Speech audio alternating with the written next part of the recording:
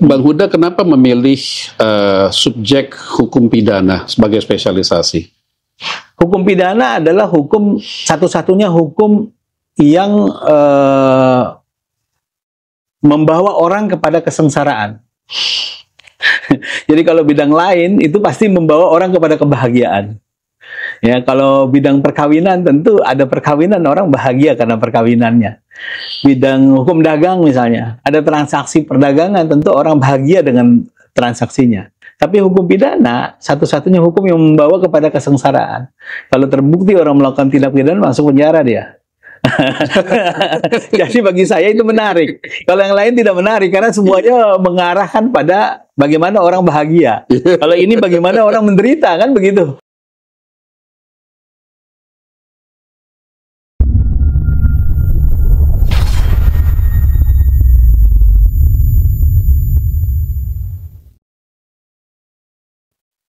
Sobat Dunia Pro, selamat bergabung dengan Dunia Pro. Kali ini kita punya tamu yang istimewa. Biasanya selama ini kita mengundang banyak pakar atau praktisi dari dunia korporasi dan eksekutif. Hari ini kita punya tamu yang istimewa dalam artian latar belakangnya agak berbeda dengan yang sebelum-sebelumnya. Beliau adalah pakar hukum pidana. Beliau adalah Bang Khairul Huda. Selamat datang, Bang. Ya, terima kasih. Terima kasih sudah bergabung. Iya. Ya, jadi hari ini kita ngobrol-ngobrol santai ya, Bang. Oke. Iya, iya. Bang Khairul Huda ini mungkin saya bisa bacain dulu ya. Bang Khairul Huda ini sudah berpraktek mungkin lebih dari 30 tahun ada, Bang? Kurang lebih? Lebih dari 30 tahun. Lebih dari 30 tahun ya. Jadi sebagai pakar hukum, Bang Huda adalah dosen, Bang Huda adalah juga penasihat ya. Bagi banyak pengacara juga nih di Indonesia. Jadi pengacara itu kalau ada konsultannya Bang Huda, gitu, salah satunya gitu. Kalau dalam perkara-perkara pidana. Dalam perkara-perkara pidana tentunya gitu. Karena spesialis juga ya Bang, nggak semua perkara betul, juga gitu loh. Jadi konsultan juga untuk yang paling mentereng jabatan itu saya lihat adalah penasehat untuk Kapolri. Ya, penasihat ahli Kapolri. Penasihat ahli Kapolri. Iya. Dari tahun 2009 ya Bang, kalau nggak salah. Betul. Ya. Iya, sampai sekarang ya. Sudah 7 Kapolri saya mendampingi. Sudah 7 Kapolri. Karena itu kan masa jabatannya sama dengan masa jabatan Kapolri. Mestinya setiap ganti Kapolri, ganti penasehatnya. Tapi sejauh ini sudah 7 Kapolri dalam bidang hukum pidana, saya belum diganti-ganti. Oke. Mulai zaman Kapolri Jenderal Bambang Hendarso sampai dengan Kapolri Listio Sigit, itu sudah 7 Kapolri saya mendampingi. Oke, menarik. Saya jadi mungkin kita langsung ke beberapa pertanyaan Bang gitu loh. Contohnya kayak misalnya jadi penasehat Kapolri. Kapolri pasti punya divisi hukum sendiri di dalamnya Bang ya. Dan kenapa mereka sampai engage Bang Huda untuk sebagai penasehat? Iya, tentu kan di dalam struktur Polri ada divisi hukum kalau di tingkat Mabes Polri. Di Polda tentu ada lagi juga hal yang sama. Nah, mereka melaksanakan tugas secara reguler berkenaan dengan persoalan-persoalan hukum yang dihadapi oleh Polri. Tapi Kapolri itu butuh juga sebenarnya apa yang diharapkan publik, apa yang diharapkan oleh masyarakat, kan begitu. Dan itu bisa didapat oleh Kapolri, diantaranya adalah dengan mengangkat sejumlah penasihat ahli. Jadi saya memberi saran, masukan, pertimbangan kepada Kapolri dalam pengambilan kebijakan di bidang kepolisian, yang sebenarnya adalah tangkapan apa yang diharapkan oleh masyarakat. Makanya di lingkungan Pak Kapolri itu punya penasehat dalam berbagai bidang, bukan hukum pidana saja seperti saya, ada bidang politik, ada bidang ekonomi, ada bidang sosial media, ada bidang kepemudaan dan pergerakan, ada bidang hak asasi manusia. Jadi masing-masing itu diisi oleh pakar-pakar untuk memberi masukan kepada Kapolri sebelum dia mengambil kebijakan, katakanlah begitu. Nah, khusus saya memang dalam bidang hukum pidana, kebijakan-kebijakan yang diambil Kapolri terkait dengan hukum pidana itu yang kita beri masukan. Jadi tentu menjadi counterpart dari divisi hukum tadi kan yang di dalam internal. Karena ini kan tentu berpijak dari sisi Polri-nya, melihat hukum dari sisi Polri-nya. Kalau kami kalau saya melihat hukum dari sisi masyarakat. Dan kemudian Kapolri mendapatkan masukan itu sebelum mengambil keputusan supaya pertimbangannya komprehensif.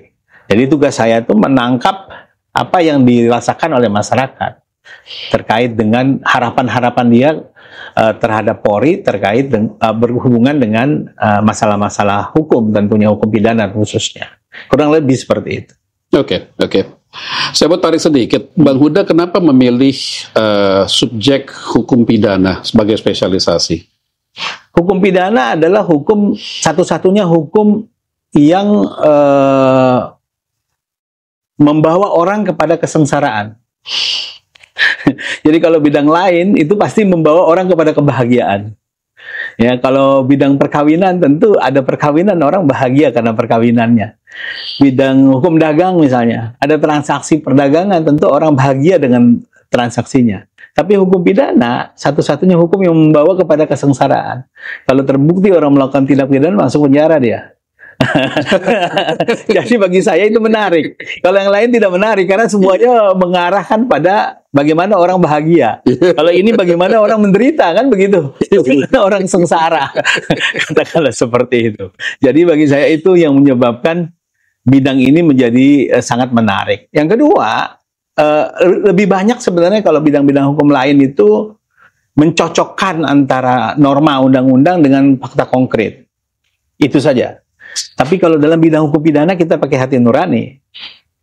Kita tidak hanya membutuhkan kognisi dalam hal ini, Betul. bukan hanya membutuhkan pengetahuan hukum terkait dengan peristiwa tertentu, tapi bagaimana kemudian itu diramu sedemikian rupa, dituntun oleh hati nurani.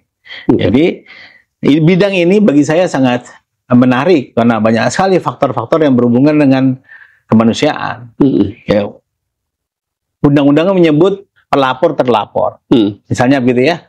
Undang-undang menyebutnya terdakwa, penuntut umum, penasihat hukum, sebutannya seperti itu. Tapi hukum pidana sebenarnya lebih jauh lagi melihat mereka itu manusia, mereka berkonfrontasi. Maka hukum pidana adalah hasil konfrontasi manusia dengan manusia. Di situ ada pergulatan kemanusiaan. Dan itu penting untuk kemudian kita bukan hanya menggunakan kecerdasan kita, bukan hanya menggunakan kemampuan intelektual kita dalam melihat masalah-masalah hukum pidana, tapi dibutuhkan juga kepekaan, dibutuhkan juga hati nurani. Dan itu yang membuat hukum pidana begitu menarik bagi saya. Oke. Nah terus sekarang Bang Huda kan masih aktif mengajar juga. Tentu. Story-nya itu bagaimana? Sebagai dosen dulu atau sebagai penasihat dulu, praktisi dulu? Tentu sebagai dosen dulu. Iya. Saya direkrut sebagai dosen itu sebenarnya sejak dari mahasiswa. Jadi karena mungkin dilihat prestasi akademiknya menonjol, dari semester 6 itu saya sudah direkrut, namanya proses pembibitan dosen. Lalu lewat lulus S1 saya masuk ke dalam proses pengkaderan dosen. Karena dosen itu syaratnya S2 kan. Jadi melalui pembinaan dengan dosen senior dan juga pendidikan formal S1, S2, S3, kemudian saya menjadi dosen gitu loh. Jadi menjadi dosen itu sebenarnya lulus S1 sudah menjadi dosen. Kan begitu. Tetapi untuk kemudian bertanggung jawab terhadap satu mata kuliah misalnya atau beberapa mata kuliah itu tentu di dalam prosesnya. Nah, saya ingat sekali pada waktu itu sebenarnya sekitar tahun 2008-2009 sebenarnya penasihat ahli Kapolri bidang hukum pidana itu adalah almarhum Profesor Lubi Lukman dari UI. Nah, beliau sakit sehingga kemudian saya dinominasikan untuk menggantikan beliau. Ya saya bilang tidak usah digantikan, beliau kan masih ada, biar saya yang melaksanakan tugasnya. Ya, kurang lebih 3 bulan beliau benar-benar berpulang, lalu saya diangkat secara resmi sebagai penasihat Kapolri dalam hal ini. Jadi memang mungkin karena posisi itu ya, jadi kebetulan saja diminta untuk mengisi jabatan sebagai penasihat Kapolri oleh Kapolri zaman itu Bambang Hendarso, Jenderal Bambang Hendarso. Nah, Pak Jenderal BHD digantikan oleh Pak Timur Pardopo, ternyata tidak merubah juga posisi penasihat ahlinya. Yang lain mungkin dirubah.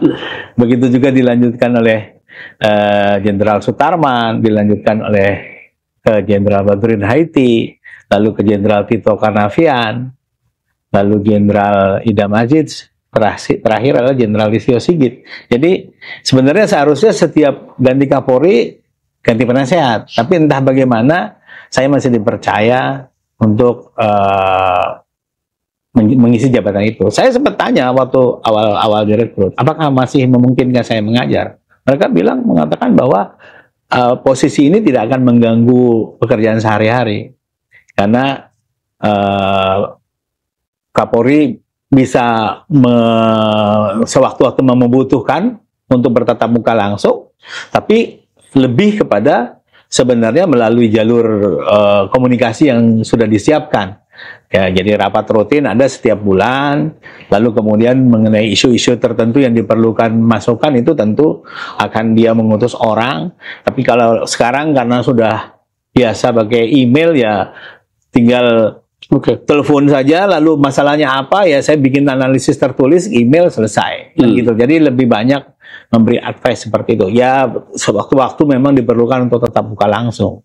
Dan tentu masing-masing Kapolri punya style masing-masing. Sehingga saya sehari-hari tetap mengajar, tetapi juga bisa memberi kontribusi pada masukan bagi Kapolri dalam pengambilan kebijakan. Saya kira itu intinya. Tantangannya paling utama apa, Bang, kalau jadi penasihat hukum Kapolri? Mengetahui bahwa posisi Kapolri itu kan posisi yang sangat syarat dengan sorotan ya, dari publik gitu ya. Belum lagi banyak juga kepentingan-kepentingan yang istilahnya mendrive gitu loh keputusan-keputusannya.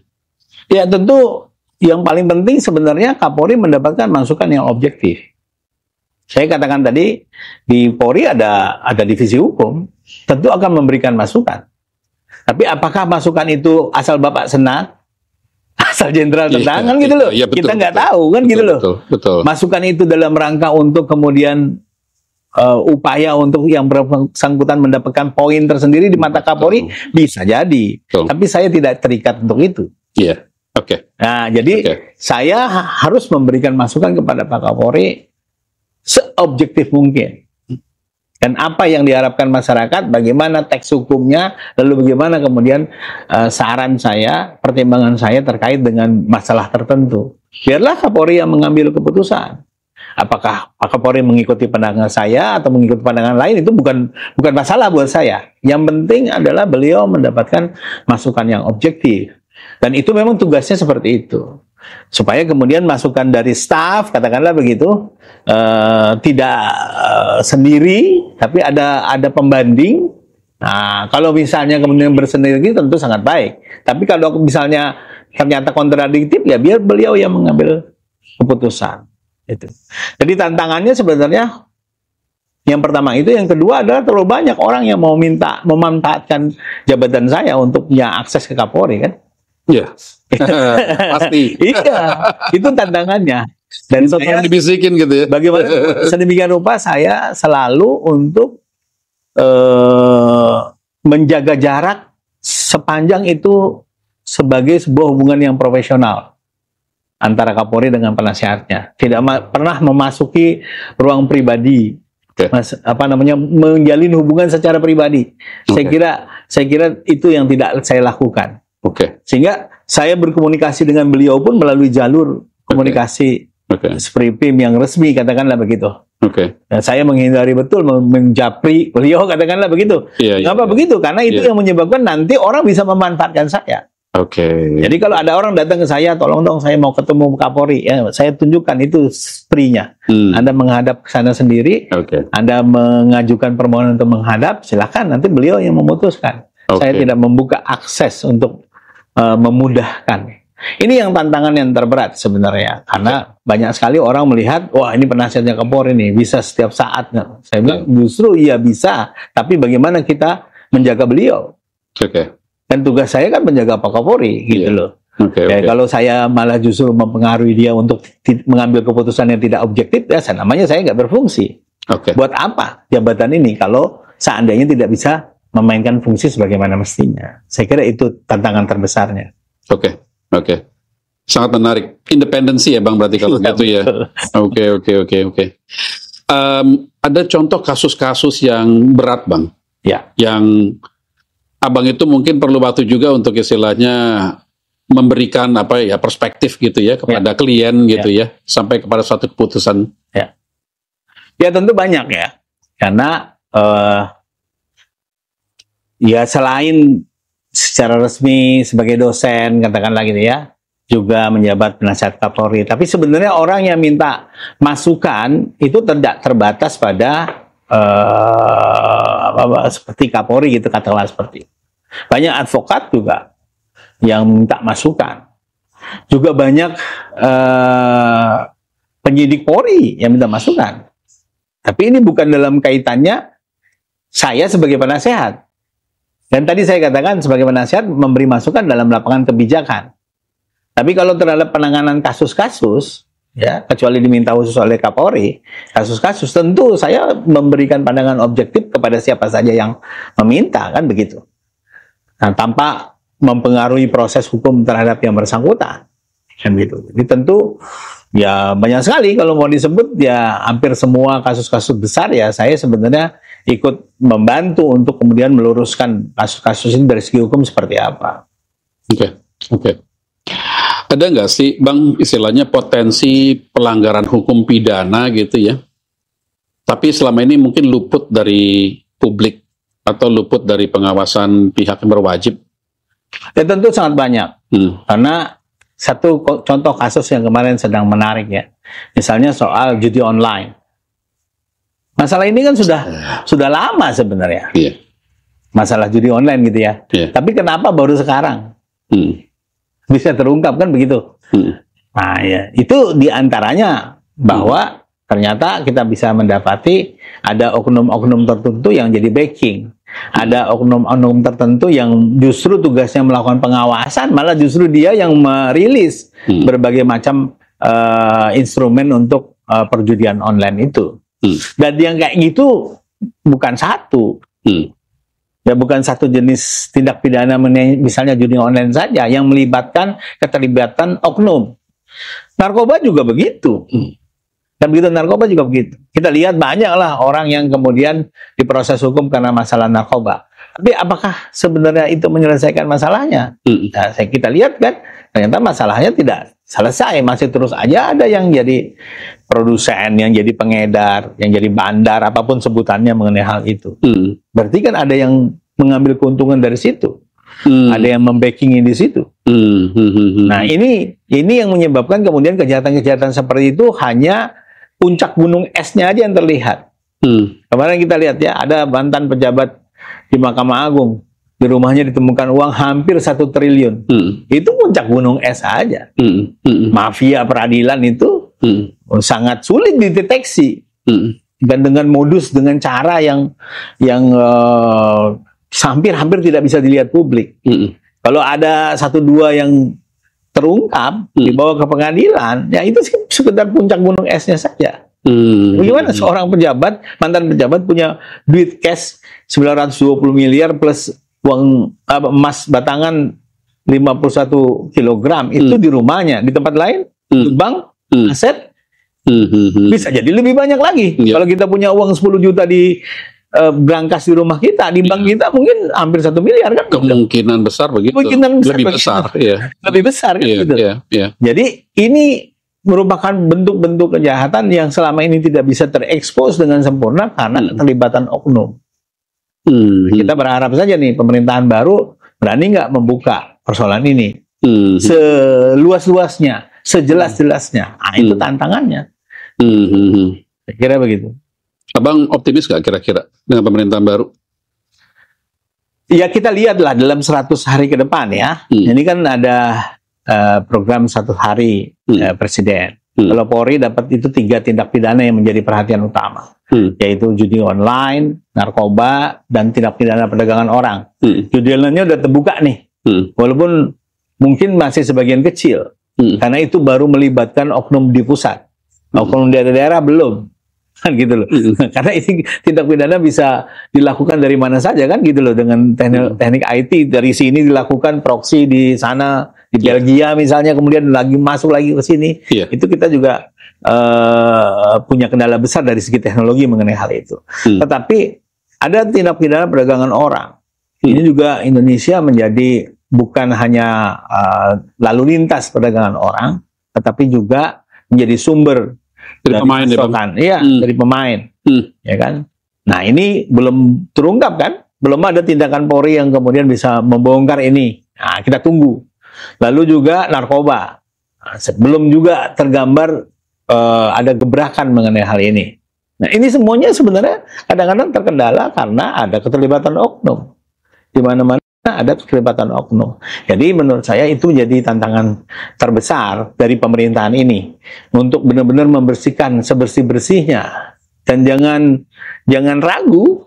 Saya kira maksud Presiden Prabowo pasang orang banyak-banyak di kabinet itu, saya kira dia sudah berpikir suatu saat kalau ketemu kasusnya orang ini harus diberhentikan, ada yang masih bertugas di situ. Misalnya Kementerian BUMN, ya, 1 menteri 3 wakil menteri. Kalau besok lusa kebongkar, ya, kemarin isunya kan berkenaan dengan korupsi di lingkungan Pertamina, misalnya begitu. Kalau sampai melibatkan pejabat di Kementerian BUMN, katakanlah seperti itu, Prabowo masih punya banyak menteri dan wakil menteri untuk mengisi itu. Jadi kalau menurut saya mungkin itu strategi beliau. Ya, kalau beliau buka semua, ya kan, Budi Ari misalnya gitu ya, Menkominfo ternyata pejabat di bawahnya yang membakingin judol misalnya begitu. Kalau terlibat dia mesti dicopot. Nah kita tunggu itu. Jadi optimismenya itu kita tunggu saja bagaimana Presiden menyikapi ini. Dan para akademisi sebenarnya sudah menyuarakan juga kalau mengenai korupsi Presiden harus ambil alih deh. Nggak mungkin membiarkan itu diserahkan kepada KPK, pada kejaksaan, pada Polri. Karena kejaksaan juga punya interest juga. Kan begitu. Ya buktinya yang kemarin 920 miliar. Saya kira bukan hanya uang satu orang itu. Uang banyak orang ada di situ. Nah, kalau cuma berhenti kepada orang yang ditangkap mengenai hal itu, saya kira main-main penegakan hukumnya. Harus beliau sebagai kustodian aja ya, sebagai penyimpan. Betul. Nah, ini yang kemudian menjadi tantangan terbesar. Jadi, saya kira salah satu strategi Presiden Prabowo adalah menempatkan menteri dengan sejumlah wakil menteri pertama untuk memastikan kebijakan pada masanya itu on the rule sesuai dengan aturan, katakanlah begitu. Jadi kalau satu orang memutuskan bisa saja dia memutus sesukanya. Tapi karena ada 2 wamen, misalnya ada 3 wamen, ada wamennya paling tidak misalnya gitu. Sehingga kemudian keputusan itu juga harus dengan persetujuan wakil atau beberapa wakilnya itu. Satu itu. Yang kedua adalah kalau suatu waktu menterinya atau wamennya ternyata terlibat kasus masa lampau, beliau masih punya stok orang untuk kemudian mempertahankan roda pemerintahan. Itu yang saya baca dari kebijakan Prabowo. Mudah-mudahan saja niat untuk bersih-bersih ini sungguh-sungguh. Karena hukum ini 10 tahun di masa pemerintahan Presiden Jokowi paling buruk sepanjang sejarah. Masa di paling buruk sepanjang sejarah hukum. Sehingga kemudian beliau menempatkan 2 Menko, ada wakil Menko, ada menteri hukum, itu juga mungkin dalam rangka itu. Dalam rangka itu.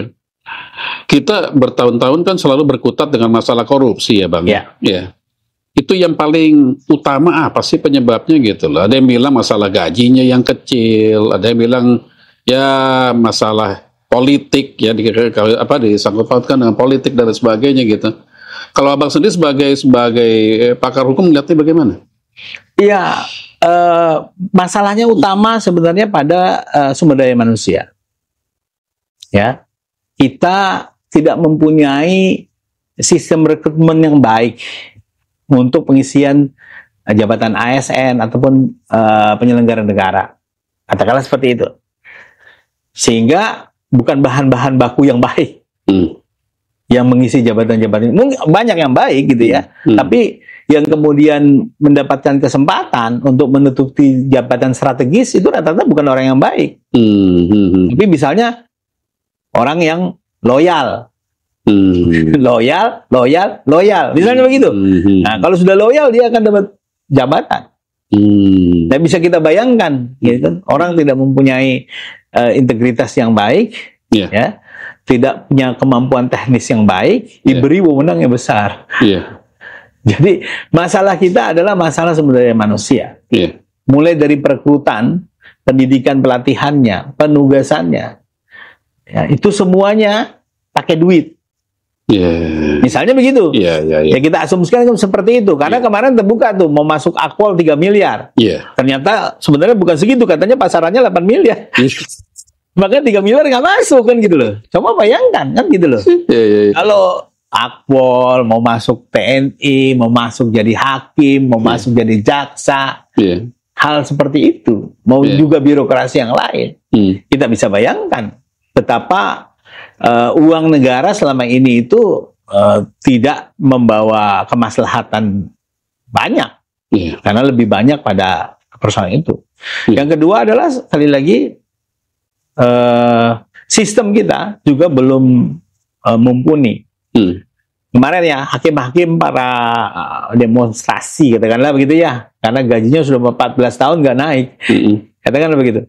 Gaji satu persoalan sebenarnya, tapi fasilitas kerja itu lebih dahsyat lagi. Seorang hakim ditugaskan di sebuah daerah, ya kan, nggak ada perumahan buat dia, nggak ada kendaraan dinas buat dia, maka dia harus cari kos, dia harus sewa kendaraan, katakanlah begitu. Bayangkan kalau ada orang yang menyiapkan rumahnya untuk tinggalkan hakim, Pak Hakim tinggal di rumah saya, Pak Hakim ini mobilnya pakai saya. Orang itu lalu kemudian bawa perkara sama hakim itu, beres nggak soalnya? Itu yang terjadi. Jadi para pejabat kita ini, kita kan sistem negara kesatuan, semua diatur dari pusat, sehingga kemudian curug of duty-nya mereka itu tidak difasilitasi. Mereka ditugaskan daerah, dia nggak dapat ongkos. Nanti mungkin rapelan 3 bulan, 6 bulan yang akan datang baru dapat penggantian ongkos. Disitulah orang-orang masuk, ya, ijon korupsi. Beri dulu fasilitas kepada pejabat baru ini, kan gitu loh, supaya dia bisa melaksanakan tugasnya baik. Tapi satu saat kita bisa pakai dia. Itu yang ada di dalam banyak pikiran orang, kan begitu. Jadi negara tidak menyiapkan fasilitas yang memadai bagi aparaturnya di daerah, sehingga memang Indonesia terlalu besar untuk suatu negara kesatuan yang semua di drop dari pusat tuh terlalu besar gitu. Amerika unggul sebenarnya, kenapa? Karena dia federasi. Jadi kalau orang jadi hakim di sebuah negara bagian California misalnya begitu, ya akan di situ saja. Kan gitu lah, akan di situ saja, dia tidak akan kemana-mana kecuali dia memang mendaftar untuk menjadi hakim agung misalnya begitu. Dia harus bergantung di Washington DC misalnya begitu, ya baru pindah. Tapi hakim di Indonesia 3 tahun di Palangkaraya, 3 tahun di Ambon, 3 tahun, dia kan nggak bisa sempat beli properti. Harusnya kan difasilitasi oleh negara. Karena negara nggak fasilitasi, lah oknum di daerah yang memfasilitasi. Oknum pengusaha, oknum perampok, oknum main tambang ilegal, bandar narkoba dan sebagainya gitu ya. Itu yang memfasilitasi mereka itu. Kalau hakim begitu, polisi juga begitu dong. Jaksa juga semuanya begitu, lah perangkat hukum. Semuanya perangkat hukum jadi seperti itu. Itu masalah terbesar kita. Sudah rekrutmennya nyogok, untuk dapat jabatan mesti nyogok, untuk pindah nanti harus cari sogokan. Kita menghadapi pada naik pangkat juga nyogok juga. Sampai itu pangkat juga. Itu yang menyebabkan kemudian ini seperti lingkaran setan tak berujung kan gitu. Kita berharap pemerintahan baru bisa buat perubahan. Mungkin tidak 100%, tapi paling tidak ada perubahan-perubahan yang kita harapkan ya untuk bisa membawa perubahan. Tapi bagaimana membawa perubahan? Legitimasinya bagaimana?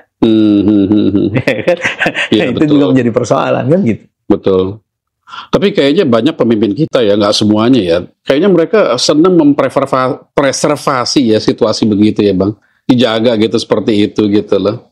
Ada orang-orang yang ya menikmati gitu loh, ada buahnya gitu loh dari keadaan sekarang gitu loh. Ya karena kalau jalur normal tidak memadai. Kan problemnya itu. Kalau hidup dengan penghasilan yang normal, itu tidak memadai.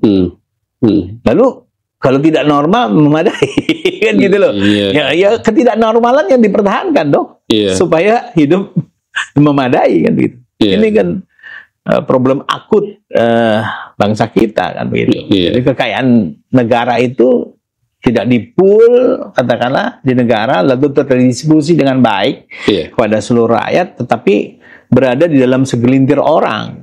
Baik kalangan bisnis juga kelompok tertentu, kalangan birokrasi juga begitu, pada elit tertentu. Nah, ini yang menyebabkan kemudian persoalan menjadi tidak mudah, sehingga ketidaknormalan tadi itu sering dipertahankan kan begitu. Oke. Bang, kalau kita bicara mengenai dunia usaha itu kalau secara hukum, koreksi saya kalau salah ya, itu kan dasarnya kan hukum perdata ya sebenarnya dunia usaha ya. Di fase mana dia akan bisa menjadi hukum pidana, Bang? Contohnya? Ya bisa di dua sisi, bisa pre-kontrak, bisa post-kontrak. Katakanlah kalau kita mengatakan tanggal tolak dari hubungan keperdataan itu kontrak misalnya gitu ya, perjanjian lah, surat perintah kerja lah, kerjasama lah kan gitu. Itu bisa sebelumnya, bisa setelahnya. Ini potensial yang kemudian bisa masalah perdata, masalah bisnis jadi masalah kriminal, jadi masalah pidana. Gitu. Makanya pasal yang paling populer, katakanlah begitu ya, yang kemudian selalu ada di telinga para pengusaha adalah penipuan penggelapan. Pasal-pasal seperti itu ya. Lalu pemalsuan surat. Itu yang paling banyak. Karena masalahnya terutama pada persoalan-persoalan itu. Ya tentu kalau udah kerangka yang lebih besar ke korupsi kan begitu. Nah, tetapi paling banyak muncul adalah kalau sebelum kontrak itu masalah-masalah yang berhubungan dengan penipuan. Kalau setelah kontrak itu biasanya penggelapan. Itu yang paling banyak muncul. Kalau penipuan apa sih? Ya orang tergerak untuk bekerja sama ya karena bohong. Karena jaminan bodong.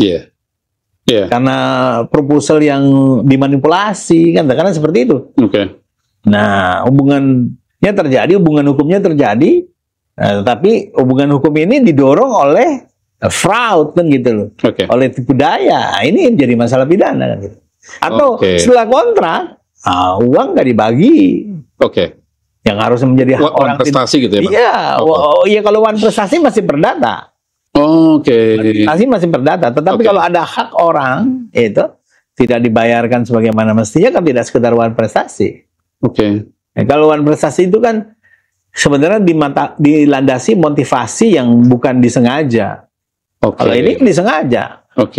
Uang tidak di-store, ada escrow account tapi uang disalahgunakan. Ada countersign-nya dipalsu. Itu semua jadi pidana. Gitu. Ini yang awalnya perdata jadi pidana. Maka kerap kali kalau ada klien yang konsultasi langsung orang yang bermasalah, saya bilang kau waktu bisnis kemarin nggak nanya orang sarjana hukum. Begitu sudah berselisih baru nanya sarjana hukum. Biasanya begitu tuh. Iya, padahal hukum itu fungsinya adalah mencegah timbulnya masalah. Jadi harusnya orang seperti di Amerika, sebelum bisnis dia tanya lawyernya dulu, apa enggak, aman apa tidak, kan gitu. Kalau kita kan enggak, sudah bermasalah baru cari lawyer, baru cari hukum, kan gitu, sarjana hukum. Ini yang menyebabkan kemudian banyak sekali transaksi-transaksi yang awalnya perdata menjadi pidana. Nah, kalau konsultasi dengan pengacara misalnya atau advokat gitu ya, Bang ya. Kalau misalnya kontraknya besar kan biasanya mereka memang sudah ada advokatnya sendiri. Tapi kalau kontrak-kontrak kecil, investasi, Abang tuh ada ini nggak? Ada saran nggak? Misalnya contohnya nih investasi misalnya macam-macam lah ya, investasi kan ada investasi peternakan lah, perikanan, itu banyak banget Indonesia tuh kasus seperti itu kan. Misalnya agrikultur misalnya tuh beberapa tahun yang lalu gitu kan, banyak yang invest gitu kan. Ternyata ujung-ujungnya Ponzi gitu tuh, ujung-ujungnya gali tutup lubang. Ya. Ya kan? Investor yang pertama itu dibayar duluan, nah dari uang investor yang terakhir masuk kan begitu kan gitu loh. Money games lah gitu ya. Nah itu kadang-kadang kan orang kan kadang-kadang wah main masuk aja gitu loh, karena kadang-kadang mungkin ya jasa advokat itu mungkin lebih mahal daripada nilai investasinya. Itu gimana Bang biasanya? Ya sebenarnya satu sisi benar gitu ya. Biaya hukum itu mahal, katakanlah begitu. Tapi itu sebenarnya bukan masalah, kan tinggal dimasukkan ke dalam komponen cost, komponen biaya kan gitu. Satu. Yang kedua, kita punya banyak sekali klinik-klinik hukum yang free of charge. Punya LBH di seluruh Indonesia. Setiap fakultas hukum itu punya lembaga konsultasi dan bantuan hukum, dan itu gratis. Wah, ini banyak yang nggak tahu nih. Banyak yang nggak tahu. Setiap fakultas hukum itu pasti punya lembaga konsultasi dan bantuan hukum. Jadi sebenarnya harusnya para advokat, para sarjana hukum ini lebih banyak bekerja di lapangan itu daripada litigasi ke pengadilan.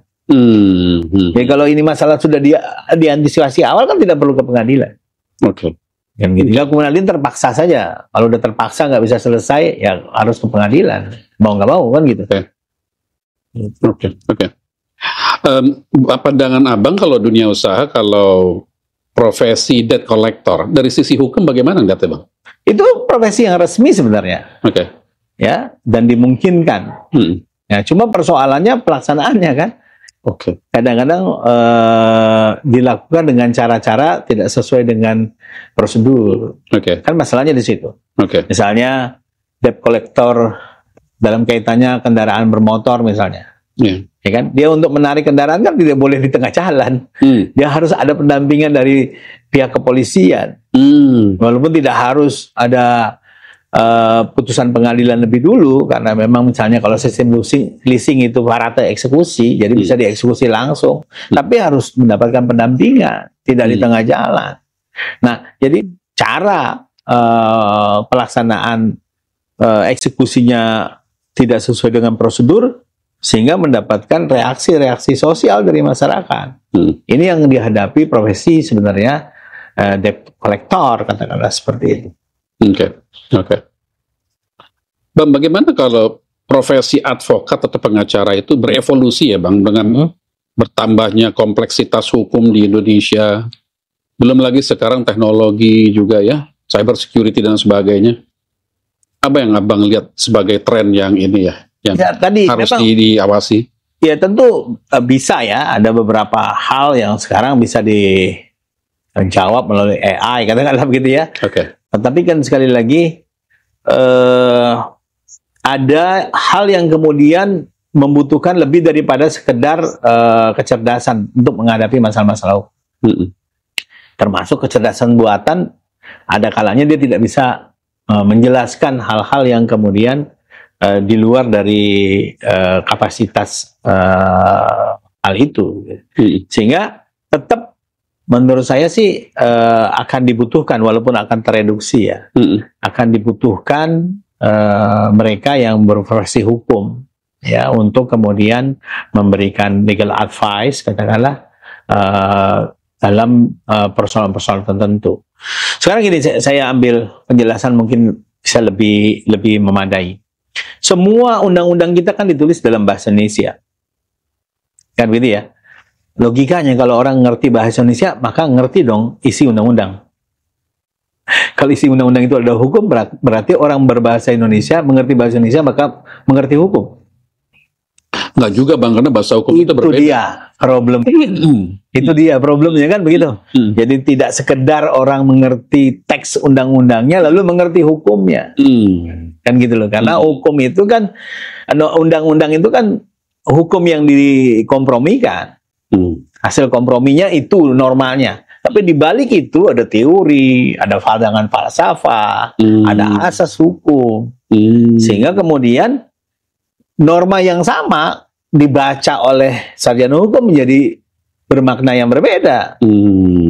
Begitu. Itu yang menyebabkan kemudian dalam beberapa hal tidak bisa ditembus oleh AI sekalipun. Kan gitu. Jadi kalau AI ditanya pasal ini isinya apa, dia tahu, bisa menjawab dia.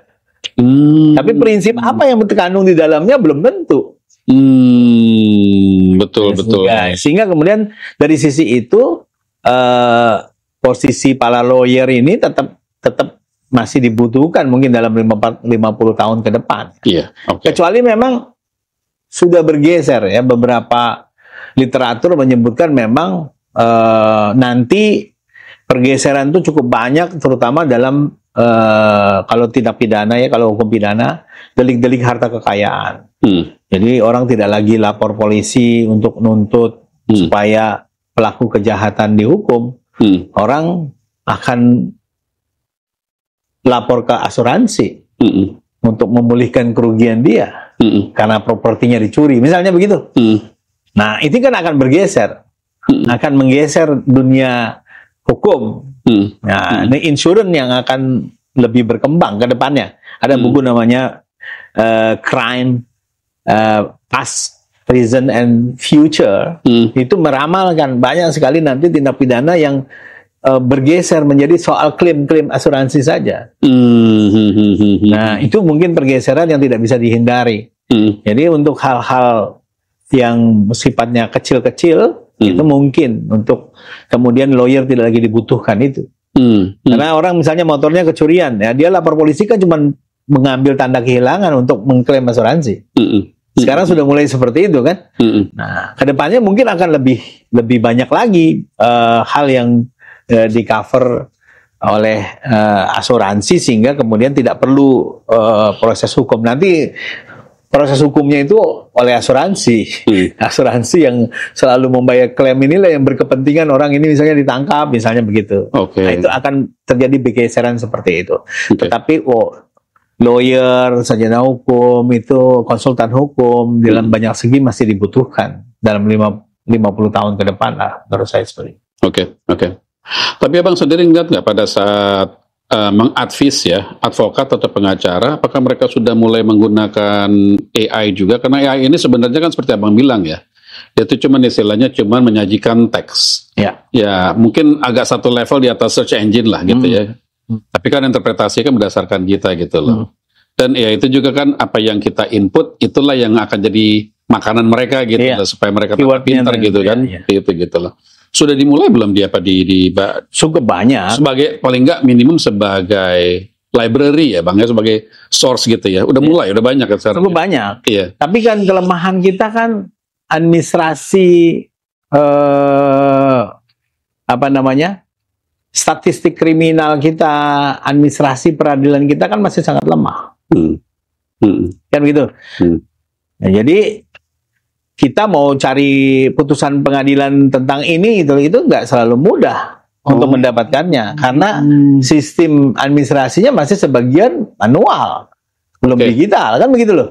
Ini kan yang diakses oleh AI kan gitu loh, untuk memberikan input kepada penanya, pengguna katakanlah seperti itu, dia kan harus mengakses database yang ada. Memperkaya pengetahuan dia. Betul. Jadi kalau misalnya statistik kriminal, kita tanya berapa ada jumlah tindak pidana korupsi yang sekarang sedang di pengadilan, ditanya, kami nggak punya informasi mengenai itu. Mengapa? Ya karena di pengadilan nggak ada datanya yang tersimpan. Mas Riko mungkin belum menyadari bagaimana mensiasati ETLE. Apa itu? ETLE. ETLE itu apa? Electronic Law Enforcement. Traffic Law Enforcement. Oke, belum. Kamera-kamera itu. Iya. Gimana mensiasatinya? Gampang sekali. Nanti aja nomor daerah, nggak bisa direkam. Karena data yang ada di sini cuma data mobil B. Begitu mobil F masuk tidak terekam. Iya, betul. Masalah kita gitu loh. Masalah kita adalah database-nya ini. Betul. Jadi ETLE itu orang melanggar misalnya begitu ya, ya bisa direkam kalau nomornya memang ada di database-nya. Sudah terekam, betul. Kalau nggak ada, tidak bisa. Begitu juga AI. AI bisa memberi informasi yang baik, misalnya tentang penanganan kasus-kasus tertentu, ya kalau kita punya database yang baik. Oke. Itu yang menjadi masalah menurut saya, ya masih lebih cepat expert seperti saya memberi advice daripada AI. Oke. Karena mungkin saya nggak tahu basic kasusnya secara detail, tetapi norma umumnya kan tahu. Bagaimana mengkaitkannya tahu. Dan mau cari informasi di mananya lebih tahu daripada AI. Karena AI dia consume electronic data kan? Electronic data dan itu official data. Hukum kita kan lebih banyak yang tidak official. Ya kan? Informasinya di balik itu kan gitu loh. Kita kan nggak mungkin buka semua ke publik. Tapi apa yang diketahui orang seperti saya itu lebih banyak daripada apa yang ada di dalam menjadi informasi publik kan.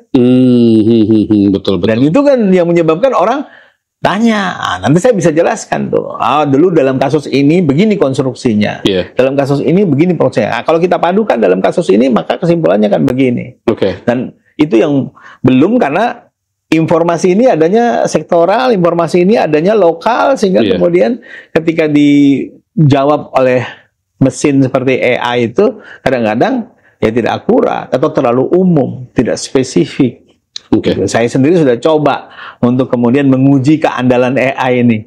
Makanya mahasiswa-mahasiswa saya kasih, silakan aja kalau mau pakai ChatGPT, mau pakai AI yang jawab boleh aja. Tapi saya kasih soal yang nggak bisa dia jawab.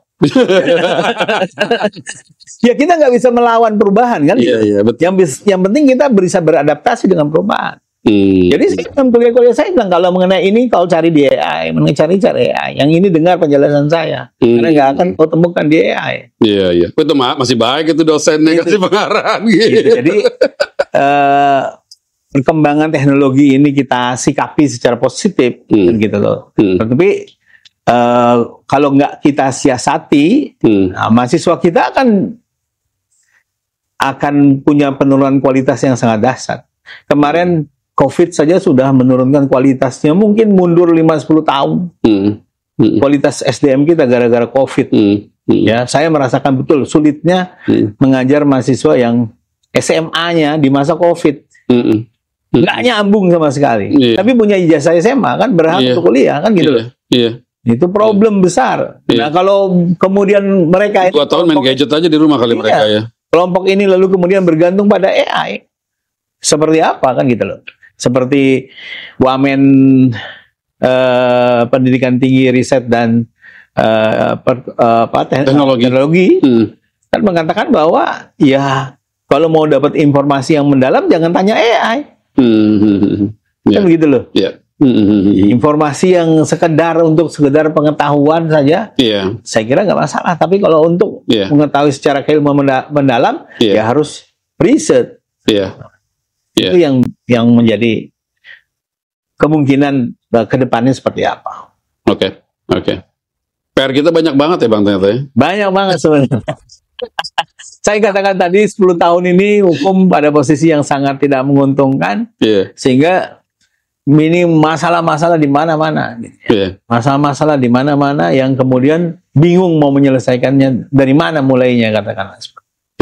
Memang dibutuhkan kepemimpinan yang kuat. Dibutuhkan sebuah kebijakan yang radikal.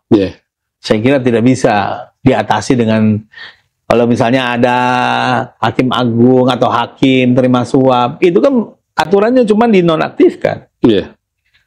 Kalau sudah terbukti bersalah di pengadilan berkekuatan hukum tetap diberhentikan. Kalau itu cuma dijalankan, nggak akan bisa menyelesaikan. Harus ada perubahan yang sifatnya lebih radikal lagi. Saya pernah mengusulkan bagaimana kalau kita menggunakan pola seperti tax amnesty. Ya kan, para pejabat ini, penyelenggara negara ini, udah masing-masing ngaku apa dosa yang pernah melakukan, serahkan kepada negara, kita mulai dari nol. Mungkin usia tertentu dipensiunkan tanpa dituntut, tapi hasil jarahan dia dikembalikan ke negara, misalnya seperti itu. Kan? Tapi yang masih muda-muda, yang masih bisa panjang, ini mulai dari nol. Mungkin langkah yang radikal seperti itu bisa memperbaiki keadaan. Pernah dilakukan oleh Hong Kong misalnya. Hampir memecat berapa? 6.000 apa 8.000 polisinya. Karena untuk membentuk lembaga anti korupsinya, pertama penegak hukumnya dulu dibersihkan. Pokoknya polisi yang terindikasi kuat berhentikan. Rekrut yang baru. Tanpa proses hukum. Ya memang diberhentikan tanpa proses hukum. Kan gitu. Rekrut yang baru, yang beri fasilitas yang cukup. Mungkin itu bisa kita lakukan. Dan juga kita mesti pikirkan juga, mungkin otonomi daerah juga harus mulai dipikirkan gitu ya. Dalam pengertian, ya tidak harus semuanya yang vital ini pusat. Mungkin juga kita serahkan kepada daerah gitu ya. Untuk cuman memang daerah kita ini kayak provinsi masih terlalu luas. Idealnya Indonesia itu 55 sampai 60 provinsi. Jadi 2 kali dari sekarang. Sehingga kemudian skopnya jauh lebih kecil. Tapi tidak sekecil kabupaten kota.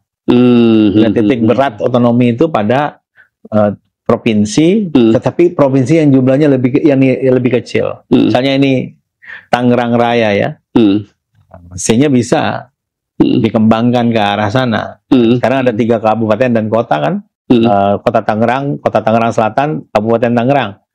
Mungkin dipecah 2 Kabupaten Tangerang jadi 5 kabupaten kota dan Tangerang. Jadi Provinsi Tangerang Raya. Provinsi ini kalau diberi otonomi yang besar pasti lebih maju. Termasuk diantaranya dalam bidang hukum. Jadi saya berpikir sudah seharusnya ada bidang-bidang hukum yang diotonomikan, tidak sekedar dikuasai oleh pemerintah pusat. Oke. Got it. Bang, terakhir nih. Ya. Apa pesan Abang untuk mereka yang beraspirasi untuk menjalani profesi sebagai advokat atau pengacara pidana? Iya, sebenarnya hampir semua sama pada semua profesi yang lain. Ya kan? Profesi itu kan akan melahirkan profesional.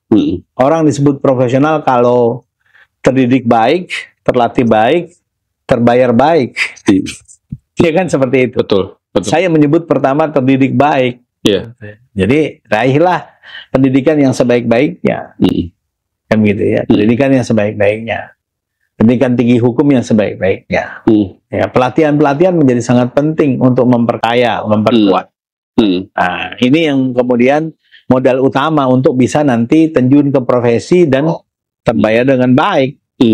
Seperti itu. Bekerja tidak dalam rangka untuk cari uang mestinya, kan? Tapi merupakan sebuah wujud eksistensi diri. Bagaimana menunjukkan eksistensi diri di tengah-tengah masyarakat, sehingga kehormatan menjadi acuan utama. Ketika kita moral kompas, moral kompasnya adalah kehormatan diri kita. Nah, itu yang kemudian harus dipahami. Karena itu akan dengan sendirinya ya, yang saya rasakan gitu ya. Dengan sendirinya ketika grade kita naik di tengah masyarakat, orang akan memberi penghargaan sendiri yang naik juga gitu loh. Jadi tidak perlu dikejar, itu otomatis akan penghargaan akan muncul kalau kita punya pendidikan yang baik, terlatih dengan baik, bekerja dengan baik, sungguh-sungguh, pasti akan menghasilkan yang baik juga. Ya, kan agama kita mengatakan Tuhan akan mengangkat derajat orang-orang yang berilmu dan beriman. Dua itu menurut saya menjadi sangat penting, berilmu dan beriman. Soalan yang berhubungan dengan ilmu pengetahuan dan persoalan berhubungan dengan moralitas. Betul. Ini yang menjadi panduan profesi apapun, termasuk profesi. Saya kira itu. Yang paling parah sekarang, yang paling banyak tidak berilmu dan tidak beriman. Nah, itu dia yang tahunya adalah kasus kusuk menjadi makelar kasus. Nah, kadang-kadang yang terlihat itu kan kegagahan orang terlihat di luar, mobilnya bagus, penampilannya bagus. Belakangan kita tahu baking judi online. Betul. Itu kenyataan. Padahal harusnya apa yang dia terlihat pada diri dia, itulah jati diri sebenarnya. Bukan sesuatu yang sifatnya palsu kan, katakanlah seperti itu. Iya. Nah, masyarakat kita punya tantangan seperti itu. Pengen cepat kaya, pengen cepat sukses. Iya. Cari jalan pintas, main judi online. Iya. Cari jalan pintas, suap kasus, misalnya begitu. Iya. Jadi makelar kasus. Iya. Padahal kalau ditekuni dengan baik, profesi apapun akan menghasilkan yang baik. Betul. Termasuk profesi hukum.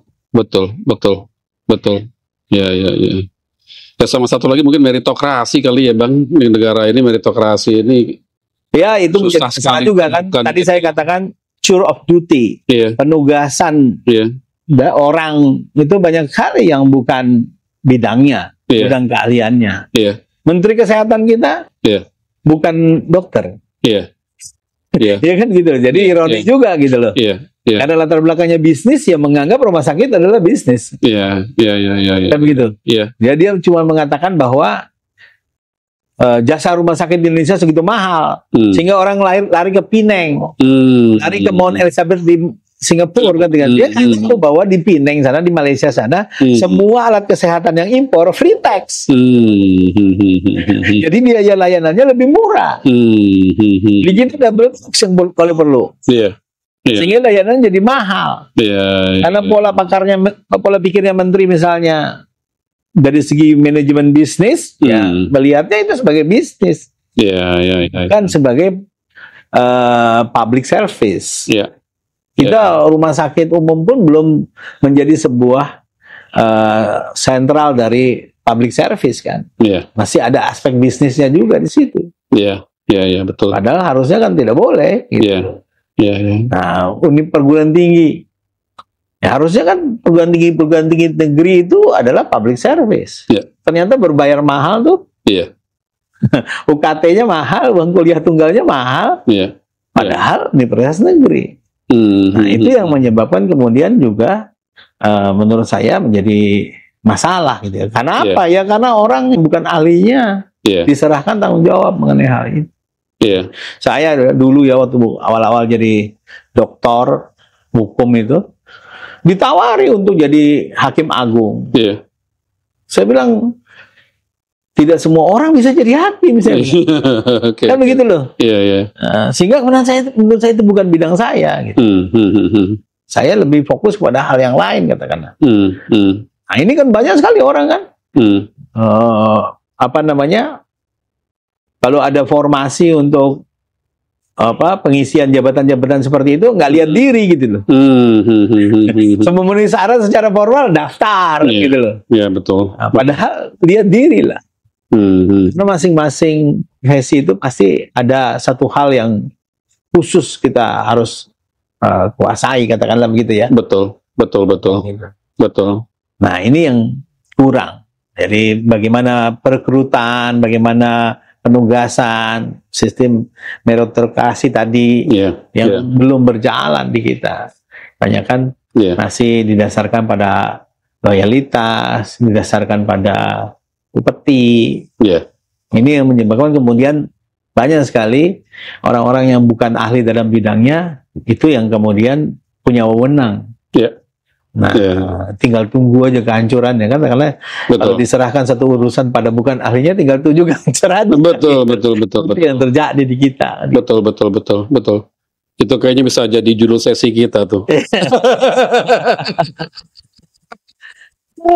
Iya, terima kasih Bang Huda ya. Sama-sama. Terima kasih untuk waktunya. Baik. Sobat Dunia Pro, Dr. Khairul Huda, SHMH. Semoga bermanfaat.